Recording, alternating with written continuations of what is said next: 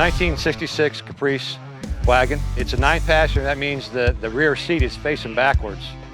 So when you're going, if somebody's in the back seat, like my daughters back when they were growing up, they always wanted to sit in the rear seat so people could see them, smile and wave at them.